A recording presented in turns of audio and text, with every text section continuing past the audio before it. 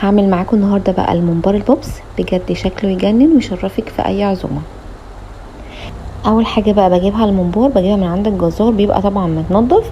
بحط بقى عليه ملح كده وبقلبه وبحطه على جنب كده لغايه ما اعمل التخديع. معايا بقى شبت وكزبره وبقدونس، طبعا بنضفهم الاول قبل ما بغسلهم. اي شوائب فيهم بقى بشيلها كده، واي ورقه لونها اصفر بشيلها لانها مبقاش ليها فايده، بشيلها خالص بقى كده. وبعد كده بروح مقطعه العيدان بس التخينه اللي من على الوش فوق دي. وبعد كده ببتدي بقى ان انا اقطع الخضره بقى كلها مع بعض كده بالعيدان الرفيعه دي. عايزه اقول لكم ان العيدان الرفيعه دي ريحتها نفاذه جدا، وبجد هي اللي بتدي ريحه وطعم للمحشي اكتر من الورق نفسه. نزلتهم بقى كده في المصفى وغسلتهم وسبتهم يتصفوا.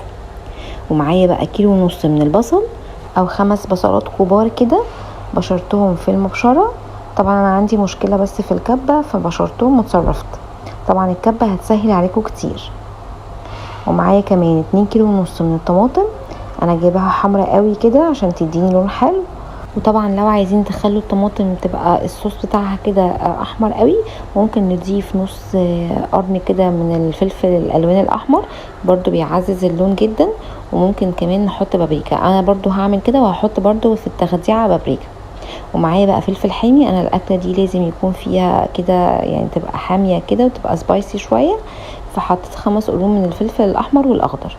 نزلت بقى بالبصل والطماطم، وهنزل بقى بالفلفل. انا عايزه اقول لكم هنا ان المقدار معايا 3 كيلو من الممبار، عليهم كيلو ونص من البصل و2 كيلو ونص من الطماطم، ومعايا 5 قرون من الفلفل. ونزلت بقى فلفل اسود وملح ومعلقتين كبار من البابريكا. ممكن برضو نحط صلصه لو عندنا معجون الصلصه، بس البابريكا بتدي لون افضل. وبعد كده برفعها على النار بقى، اول ما بتغلي كده بوطي عليها وبسيبها لغايه ما تتسبك وكل السوائل اللي فيها تتبخر. بعد كده جبت بقى الممبار وهبتدي ان انا انضفه بظهر السكينه. هو طبعا متنضف من عند الجزار، بس طبعا لازم تنضفوه كويس جدا في البيت عشان ما يبقاش فيه ريحه اي زفاره.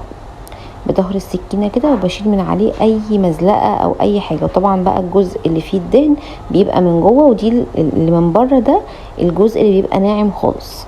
شايفين الدهن اهو بيبقى من جوه، ده بقى لما بحشي مع الرز ويسيح كده بيدي طعم خطير. نضفت بقى كل الكميه بتاعتي كده، هروح بقى غسلها كويس قوي قوي كده. وبعد كده بسيبه بقى يتصفى خالص. ولازم بقى اقطعه قبل ما بيتحشي، طبعا لازم اقطعه الاول واظبطه، وبعد كده بحشي على طول. هنا بقى عشان انا هعمله ممبار بوبس، فهقطع كل قطعة كده قد مثلا 50 سنتي كده، علشان اعرف احشيه واوصل للرز لغاية اخر حتة. جهزت الممبار بقى كده، هركنه على جنب وهبتدي ان انا بقى احضر في التخديعة بتاعتي. التسبيكة خلاص اتسبكت وكل المية اللي فيه اتبخرت وبقت معايا تمام. هنزل بقى بالرز. نزلت بكيلو ونص من الرز ونص كوباية من الزيت، وهقلب كويس جدا مع بعض كده عشان اخلي الرز يبقى مفلفل معايا وما يبقاش مكتوم. شايفين بقى لون الصلصة خطير بجد. هيكون معايا بقى الخضرة. طبعا لو عندكم القدرة ان انتوا تنشفوها يبقى احسن. انا عايزة التخديعة هنا معايا ما تكونش مية كده، انا عايزاها تبقى محتفظة بشكلها وما يبقاش فيها مية كتير، عشان التخديعة والتسبيكة تمسك في الرز ويبقى ليها شكل ولون حلوين بعد التسوية. قلبت بقى الخضرة كده جوه الرز، وهبتدي ان انا بقى اشتغل على طول بيها. عايزه اقول لكم ريحتها تجنن ولونها حلو قوي، ودي طبعا تنفع لاي محشي انتوا حابينه. هبتدي بقى ان انا اجيب صينيه كده واسعه، واحط بقى فيها كل واحده من الممبار كده ومعلقه من الرز. بلاش نحط كتير علشان ما نبهدلهوش، ناخد حبه حبه كده. ودي اسهل طريقه بقى لحشو الممبار، ولا بقى قمع ولا اي حاجه، دي اسهل طريقه وبتنجز معاكي جدا. وافضل بقى ابطط فيه كده واخلي الرز ينزل كده من فوق لتحت. اهم حاجة ان الرز ما يبقاش مكتوم جوه الممبار، لان الممبار بيكش جامد جدا، فلازم ان انا اخليه كده مرتاح وما يبقاش فيه الرز كتير. شايفين انا مبططه ازاي؟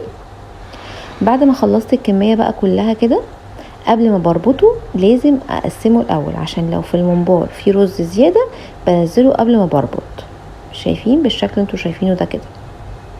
ودي اسهل طريقة لان احنا نربط بيها الممبار.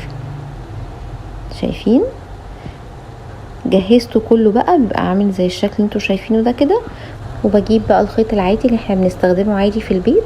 طبعا لو هي خفيفة جدا بنخليها مجوز زي ما انا ما عملتها كده، لو هي تخينة شوية بتبقى خلاص تمام، بنربطه ربطتين وبنقصه بالمقص، ويبقى كده خلاص احنا كده قسمنا الممبار. شايفين بالشكل ده كده جهزت كل الكمية بتاعتي. هكون جايبة بقى حلة فيها مية، وهنزل بقى بطماطم وبصل وفلفل ورق لورا وثوم وحبهان. واول ما المية ما بتغلي كويس جدا جدا، اهم حاجة تغلي، اروح منزلة بقى الممبار. شايفين اول ما بينزل في المية بيغير شكله على طول.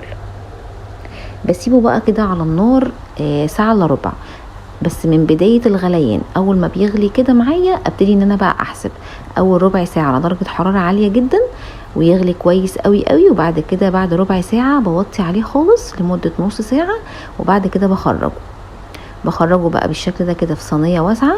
لازم اسيبه يتشمع الاول ويبرد تماما قبل ما اشتغل فيه خالص. خطوة مهمة جدا ان احنا نسيبه يتشمع، لان احنا لو اشتغلنا بيه من غير ما نسيبه يتشمع ويبرد بيفضل بقى يفرقع ويبهدل لنا الدنيا ويعمل حوادث كتير جدا. فدي احسن حاجة، احنا بنسيبه يتشمع زي ما انتم ما شايفين كده، وبعد كده بنفصله بالمقص ونشيل اي فتل فيه، ويبقى كده خلاص جاهز معايا. ممكن نشتغل بيه او ممكن كمان نفرزه في الفريزر وبنخرجه على الزيت على طول. بجد خطير، جربوه قولوا لي ايه رأيكم، وبألف هنا.